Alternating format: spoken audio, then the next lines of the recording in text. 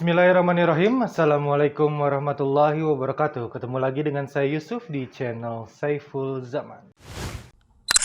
Kita lagi-lagi nih dapat pesan WhatsApp dari Bapak Ahmad Khozinuddin, sastrawan politik. Kita bacakan bersama-sama. Judulnya Wadas, membongkar topeng jahat pemimpin pencitraan. Proyek oligarki meminjam tangan penguasaan telah merampas hak rakyat. BPN menjadi martir proyek pembangunan waduk bener berdasarkan Perpres nomor 109 tahun 2020 tentang perubahan ketiga atas Perpres nomor 3 tahun 2016 tentang percepatan pembangunan proyek strategis nasional. Untuk dalih pengamanan pengukuran tanah, ribuan aparat kepolisian menyerbu Desa Wadas, Kecamatan Bener, Kabupaten Purworejo hari ini, Selasa 8 Januari. Aparat melakukan penyisiran desa atau sweeping dan menurunkan banner protes penolakan tambang batu andesit untuk persiapan pembangunan waduk bener. Aparat juga mengejar beberapa warga Wadas. Ganjar yang digadang-gadang mau nyapres ternyata tak membela rakyatnya di Purworejo. Kalau rakyat Jawa Tengah saja diabaikan, apalagi rakyat di luar Jawa Tengah. Gubernur yang rajin pencitraan naik sepeda ini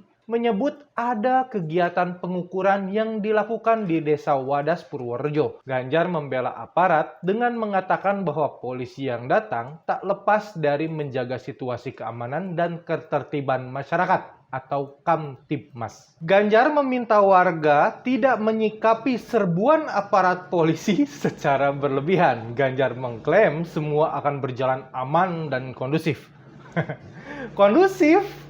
Kondusif bagi oligarki yang akan mengerjakan proyek membangun tambang, sementara rakyat yang diteror aparat, yang tersudut berkumpul di masjid, yang sejumlah warganya ditangkap, yang aspirasinya menolak proyek dibungkam. Itukah yang disebut kondusif? Kalau hanya pengukuran, kenapa libatkan ribuan aparat, gabungan Polri, TNI, hingga Satpol PP? Kalau pengukuran lahan, kenapa rakyat desa tidak dilibatkan? Bukankah mereka yang lebih tahu batas-batas? Yang lebih tahu ada tanaman dan bangunan apa saja di sana? Ini sudah penyalahgunaan kekuasaan. Aparat penegak hukum yang semestinya mengayomi dan melindungi rakyat telah disalahgunakan untuk menteror dan menakut-nakuti rakyat. Inikah model kekuasaan aku Pancasila? Baru untuk proyek bendungan saja, rakyat sudah dibungkam. Apalagi untuk proyek IKN. Kenyataannya, pemimpin yang sok merakyat dibuka aibnya dalam kasus ini. Ganjar tak peduli kepada rakyatnya di Jawa Tengah, apalagi mau ngurusin Indonesia.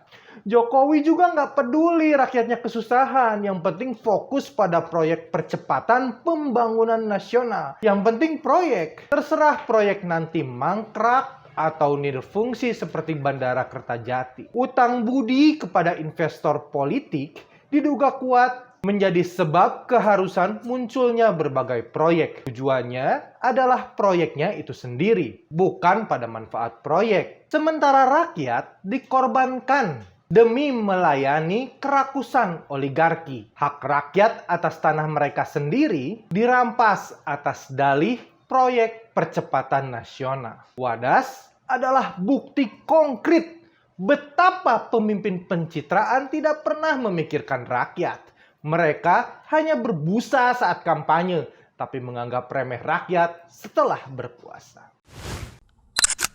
Sejak kami membuka program renovasi masjid, tidak hanya donasi yang kami dapatkan, tapi juga informasi dari berbagai wilayah di Indonesia yang menyampaikan bahwa kondisi masjid di daerahnya sungguh sangat membutuhkan bantuan karena kondisinya yang tidak layak. Apalagi masjid, rumah Allah, tentu harus kita jaga dan kondisikan sebaik mungkin. Dan perlu kami informasikan bahwa target pertama untuk renovasi masjid ini ada di Masjid Al-Hadi di daerah Cicadas, Kota Bandung. Setelah itu, insya Allah kita akan mulai merambah ke masjid-masjid lain. Dan dikarenakan memang donasi yang terkumpul untuk renovasi masjid belum mencapai RAB yang sudah dibuat, maka kami masih tetap membuka peluang kesempatan ibadah buat sahabat semua berwakaf di jalan Allah. Insya Allah kami akan menyalurkannya tepat sasaran. Jazakumullah khairan katsira. Assalamualaikum warahmatullahi wabarakatuh.